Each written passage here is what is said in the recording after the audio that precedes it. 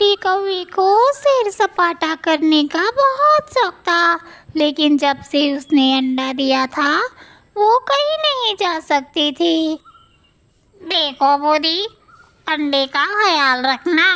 ऐसा नहीं कि मैं दाना लेने जाऊं और तुम घूमने निकल जाओ। मुझे आपसे ज्यादा अंडे की चिंता है। आप चिंता मत कीजिए और दाना लेकर आइए। पूरा कौवा दाना लेने जाता है। पूरा दिन घर में बैठे रहना पड़े तो पता चले ना इन मुर्दों को, सिर्फ बोलना आता है। फिर बूढ़ी भी अपना अंडा लेकर चिड़िया के घर जाती है। चिड़िया बहन, आप मेरे अंडे का ज़रा ख्याल रख लीजिए ना। आज मुझे माँ से मिलने जाना है, लेकिन शाम तक वापस आ जाना। मुझे शाम को दाना लेने जाना है।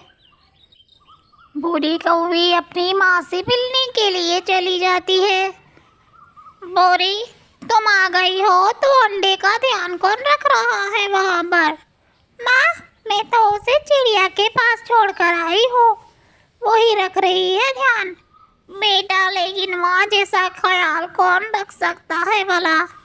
माँ, ये सारी बातें मर्दों की है, ताकि औरतें घर में ही रहें, बाहर ना निकले।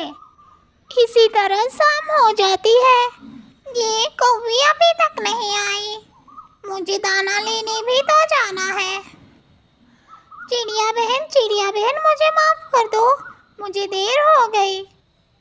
मुझे दाना लेने जाना था, बताया तो था। अपना अंडा ले जाओ। बूढ़ी कौवी फिर से आकर अंडे पर बैठ जाती है, ताकि उसके पति को कुछ भी पता ना चले। बूढ़ा कौवा दाना ढूंढकर घर आता है।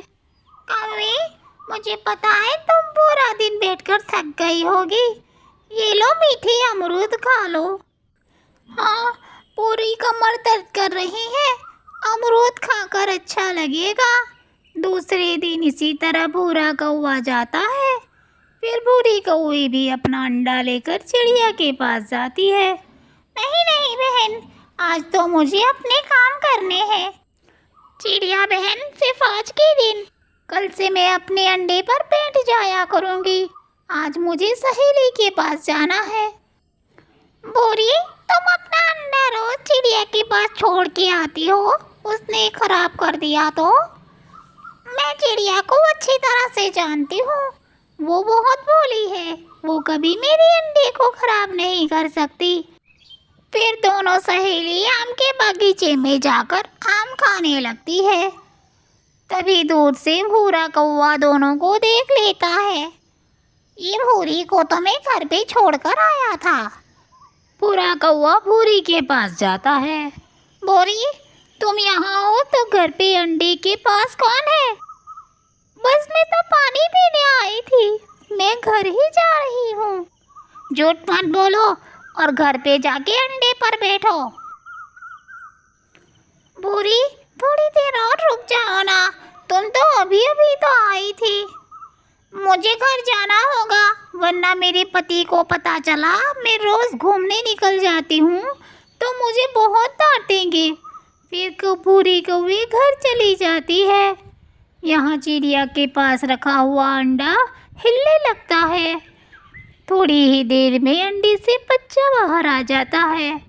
वो चिड़िया को अपनी माँ समझकर उसके पंखों में जाता है।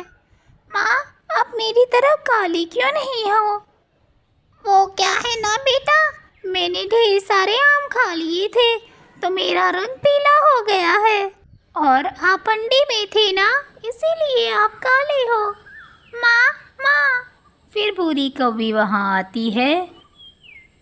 चिड़िया, मेरे अंडे में से बच्चा निकल आया है। कितना सुंदर है मेरा बच्चा। हाँ कौवी, तुम्हारे अंडे में से बच्चा निकल आया है, आपका बच्चा ही है ये। जाओ बेटा। नहीं, मैं इनके साथ नहीं जाऊंगा।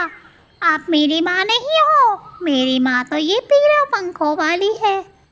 अरे नहीं, मैं ही तुम्हारी माँ हूँ बेटा। देखो, मैं भी काली, तुम भी काले, तो मैं ही तुम्हारी माँ हुई ना। मम्मा, मैं इसके साथ नहीं जाऊंगा, मेरी माँ आप हो, ये नहीं है। नहीं बेटा, यही तुम्हारी माँ है, तुम इसके साथ जाओ बेटा। माँ, आप मुझे खुद से अलग क्यों कर रही है?